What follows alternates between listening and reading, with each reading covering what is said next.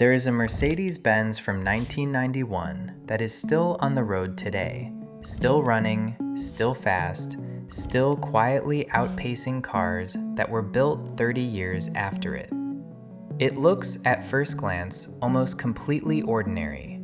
It is a four-door sedan in a conservative color, silver perhaps, or a deep anthracite gray. It has no wings, no spoilers, no badges shouting for attention, no aggressive body kit of any kind. A person could walk straight past it in a supermarket car park and never once look twice. To the untrained eye, it is simply an old Mercedes, a sensible car, a banker's car, the most invisible thing on the road. And that invisibility is exactly the point, because underneath that calm, anonymous bodywork sits one of the most overbuilt, obsessively engineered production cars of the entire 20th century. A machine with the engine of a sports car, a body reworked by hand, and a list of mechanical secrets that its quiet shape was specifically designed to hide. A car that, astonishingly, was not assembled by Mercedes-Benz at all. A car built, by hand, inside the factory of Mercedes-Benz's direct and lifelong rival.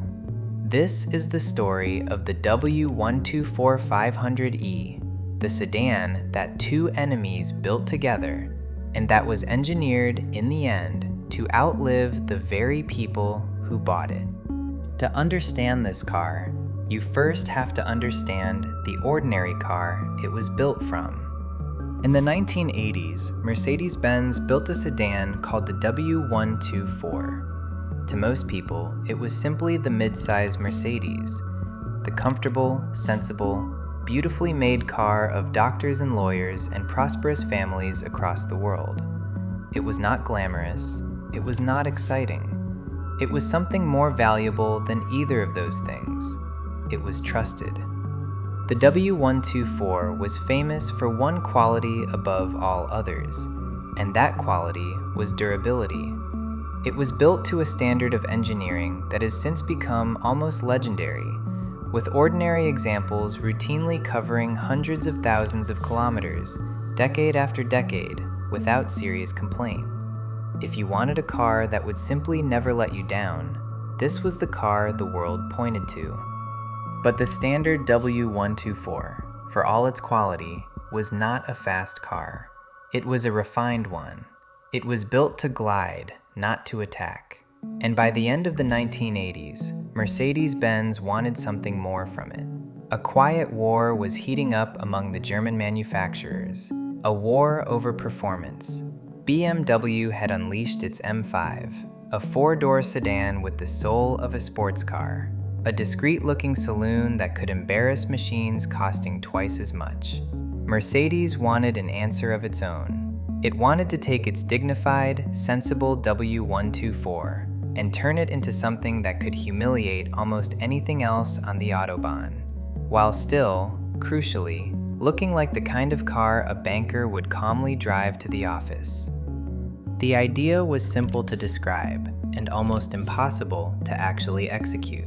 The plan was to take the enormous 5-liter V8 engine from the flagship 500 SL sports car and somehow fit it into the engine bay of the W124 sedan.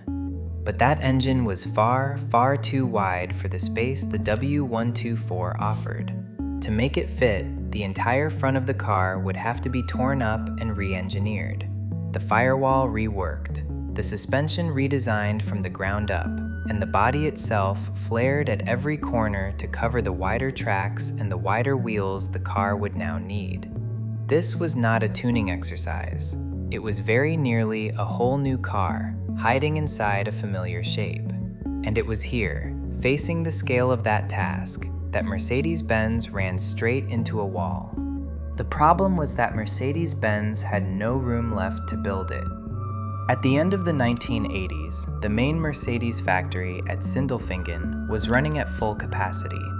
Every production line was occupied. Every hour of the working day was spoken for. And worse, The company's best engineers were almost entirely consumed with developing the next generation of its flagship S-Class, the car that mattered most to the company's future. There was simply no space on the factory floor and no spare pairs of skilled hands to take on a complicated, low-volume special like this widened V8 sedan. To reconfigure an entire production line for a car that would only ever sell in small numbers made no financial sense whatsoever. The project, by every internal logic, should have died right there. So instead, Mercedes-Benz did something that was almost unthinkable. In 1988, Daimler-Benz quietly awarded the development and assembly contract for this car to Porsche, a direct competitor in the mind of every car buyer in the world. And the timing, as it turned out, could not have been better for either side. Porsche, at that precise moment, was in serious financial trouble. The company had been badly hurt by the enormous costs of developing its technological showcase, the 959, and by punishing labor disputes, and it now found itself with spare capacity in its workshops and rooms full of highly skilled hands with very little to build. Mercedes had a car it could not build. Porsche had a factory with no car to fill it. Two bitter competitors, each holding the exact solution to the other's problem.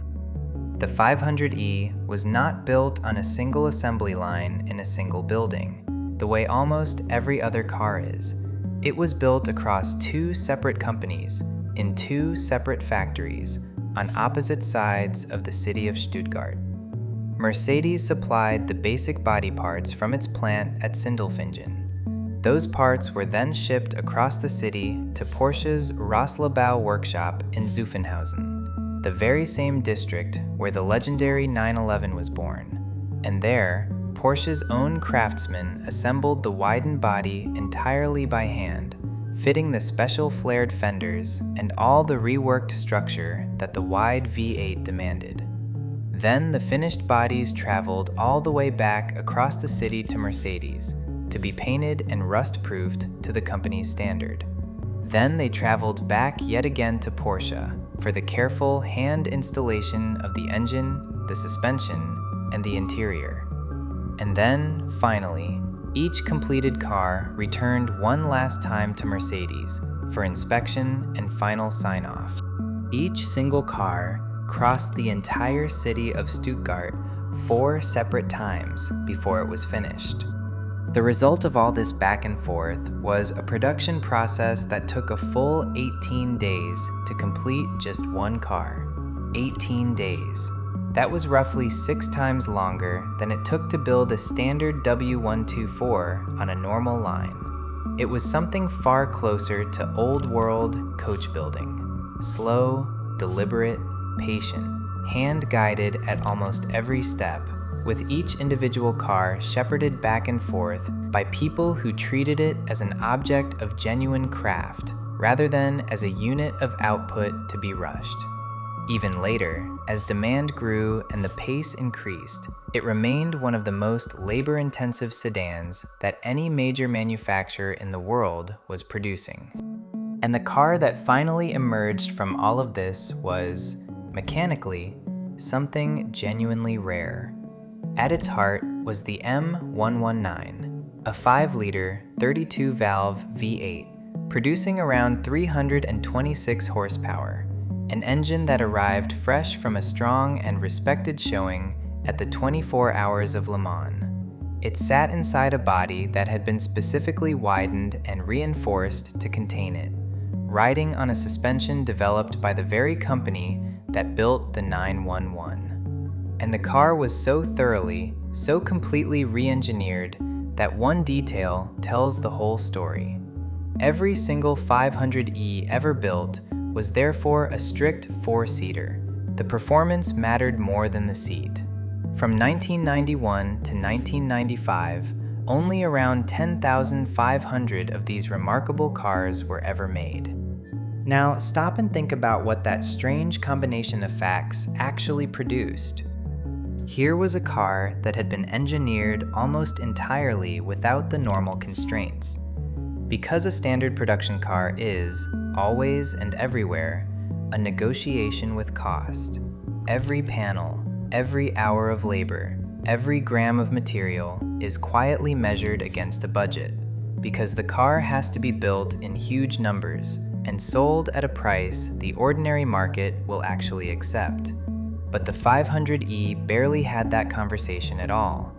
It was a low-volume flagship, priced at more than twice the cost of the ordinary top-of-the-range W124, built slowly by hand by two companies with engineering pride, rather than the speed of an assembly line, setting the standard for what was good enough. And that is precisely why these cars still behave the way they do today.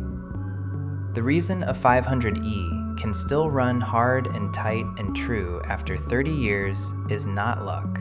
And it is not even simply the famous Mercedes durability that the ordinary W124 already had. It is that this particular car was built to a tolerance that the market did not require and would never normally agree to pay for. The over-engineering was not an accident or a happy side effect. The over-engineering was the entire point of the exercise. And when you build something that far beyond what is strictly necessary, time itself begins to treat it differently. The car simply does not wear out on the schedule of an ordinary vehicle, because it was never, at any stage, built to an ordinary vehicle standard. It was built to a standard that quietly ignored the entire question of what was barely enough. And here, hidden inside the triumph, is the quiet tragedy of the whole story. The 500E was the product of one very specific, very brief, and very fragile moment. A moment when a financial accident at Porsche happened to meet an engineering ambition at Mercedes, and the two old rivals built something together without ever really stopping to count its true cost. And that moment did not last. As the economics of the car industry tightened relentlessly through the following decades, this exact kind of car, slow, hand-built, gloriously uneconomical, the high-performance Mercedes sedans that came after it were extraordinary machines in their own right, but they were all built firmly within the system of cost and volume that the 500E had, for one strange moment, managed to escape entirely. In a very real sense, every fast Mercedes sedan that has followed was engineered downward from the baseline that this one car set. We like to believe that a car is, in the end, a simple reflection of the company that built it. The happiest E is stranger and more interesting than that. It is the reflection of two rival companies caught together in a single fleeting moment, when neither of them was really thinking about the market at all. When one of them desperately needed to fill an empty factory, and the accidental result of those two needs colliding was a car built far, far beyond anything the world was actually asking for. When Mercedes-Benz built a car that did not truly exist within profit constraints. The W124 500E is the physical artifact of that moment, and it keeps running, decade after decade, quietly outliving the owners it was first sold to. A calm, gray, anonymous sedan, still carrying, hidden under its ordinary bodywork, the standard of a world that has long since stopped building this way. Before you go, at Timeless Treasures, we follow the machines built to a standard the world stopped asking for. Subscribe and let us keep finding them before they disappear.